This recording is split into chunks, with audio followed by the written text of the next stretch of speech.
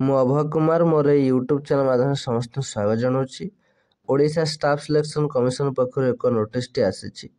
ତେବେ ନୋଟିସ୍ରେ କ'ଣ ଅଛି ଆମେ ଡିଟେଲ୍ରେ ଜାଣିବା। ଭିଡ଼ିଓଟିକୁ ଶେଷ ପର୍ଯ୍ୟନ୍ତ ଦେଖନ୍ତୁ, ଲାଇକ୍ ସବସ୍କ୍ରାଇବ୍ ସେୟାର କରନ୍ତୁ। ତେବେ ଦେଖନ୍ତୁ ଏଠି ସ୍ପଷ୍ଟ ମେନସନ୍ ଅଛି କି ଏଠି ନୋଟିସ୍ ନମ୍ବରଟି ରହିଛି। ଏହାର ଡେଟ୍ କଥା ଯଦି ଆମେ ଦେଖିବା 2/3/2024 ଅର୍ଥାତ୍ ରିସେଣ୍ଟଲି ଆସିଥିବା ଏକ ନୋଟିସ୍।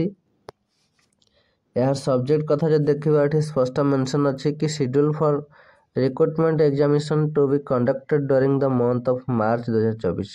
ତ ଏଇ ଯେଉଁ 2024ର ମାର୍ଚ୍ଚ ମାସରେ ଯେଉଁ ସବୁ ଏକ୍ଜାମିନେସନ୍ ହେବାର ଅଛି ଓଡ଼ିଶା ଷ୍ଟାଫ୍ ସିଲେକ୍ସନ୍ କମିଶନ ପକ୍ଷରୁ, ତ ତାହାର ଗୋଟେ ଲିଷ୍ଟ ଦେଇଛି ବା କ୍ୟାଲେଣ୍ଡର ଦେଇଛି। ତ ଆମେ ଦେଖିବା ଯେ କ'ଣ ସବୁ ଏକ୍ଜାମ୍ ଏଇ ମାର୍ଚ୍ଚରେ ହେବାର ଅଛି।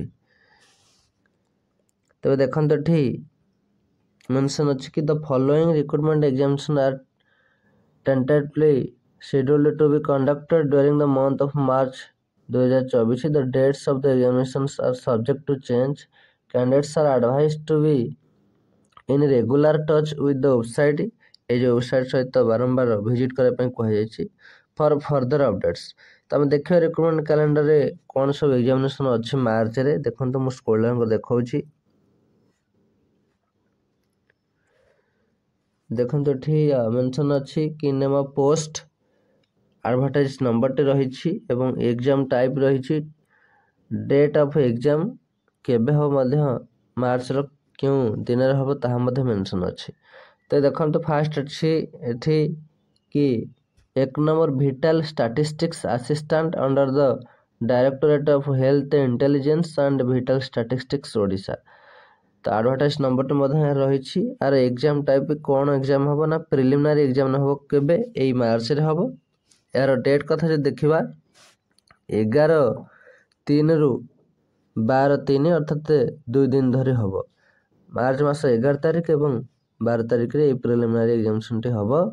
ଏବଂ ସେକେଣ୍ଡରେ ରହିଛି କମ୍ବାଇଣ୍ଡ ହାୟର ସେକେଣ୍ଡାରୀ ଲେବୁଲ୍ or equivalent recruitment examination for specialist post ବା ସର୍ଭିସ୍ 2023। ତ ଏହାର ଆଡ଼ଭର୍ଟାଇଜମେଣ୍ଟ ନମ୍ବରଟି ମଧ୍ୟ ରହିଛି। ମାର୍ଚ୍ଚରେ ଏହାର ମେନ୍ ରିଟିନ୍ ଏକ୍ଜାମିନେସନ୍ ହେବ ଏବଂ ଏଇଟା 16 ଏବଂ 17 ତାରିଖ 2 ଦିନ ଧରି ରହିବ, ଯେଉଁଟା ମାର୍ଚ୍ଚ 16 ଏବଂ 17 ତାରିଖ ରହିବ। ସେହିପରି ଆମେ 3 ନମ୍ବର ଏଠି ଅଛି କି କମ୍ବାଇଣ୍ଡ ଗ୍ରାଜୁଏଟ୍ ଲେବୁଲ୍ recruitment examination for specialist post ବା ସର୍ଭିସ୍ 2022। ଏହାର ଆଡ଼ଭର୍ଟାଇଜମେଣ୍ଟ ନମ୍ବରଟି ମଧ୍ୟ ରହିଛି। ଏହାର ଯେଉଁ ଏକ୍ଜାମ୍ଟି ହେବ ଏଇ ମାର୍ଚ୍ଚରେ ତାହା ହେଉଛି computer skill test. Computer skill test ହେବ ଯେଉଁଟାକି 14 ତାରିଖରେ ରହିଛି, ମାର୍ଚ୍ଚ 14ରେ ରହିଛି। ସେହିପରି ଆଉ ଗୋଟେ ଏକ୍ଜାମିନେସନ୍ ହେବାର ଅଛି ଯେଉଁଟାକି ଏଠି ସ୍ପଷ୍ଟ ମେନସନ୍ ଅଛି 4 ନମ୍ବର କମ୍ବାଇଣ୍ଡ ଗ୍ରାଜୁଏଟ୍ ଲେବୁଲ୍ recruitment examination for specialist post. ତ ଏହାର ଆଡ଼ଭର୍ଟାଇଜମେଣ୍ଟ ନମ୍ବରଟି ମଧ୍ୟ ରହିଛି। ଏହାର ରହିଛି ସାର୍ଟିଫିକେଟ୍ ଭେରିଫିକେସନ୍।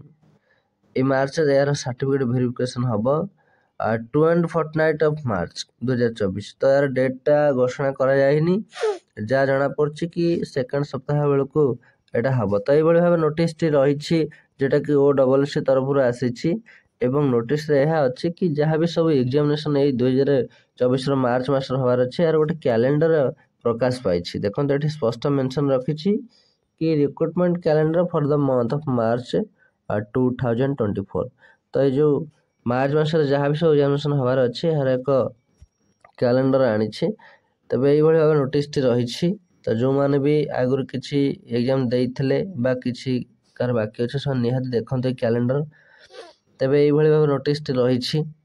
ଆଶା କରୁଛି ନିହାତି ଭିଡ଼ିଓଟି ଭଲ ଲାଗିଥିବ। ଶେଷ ପର୍ଯ୍ୟନ୍ତ ଦେଖିଥିବାରୁ ସମସ୍ତଙ୍କୁ ଧନ୍ୟବାଦ।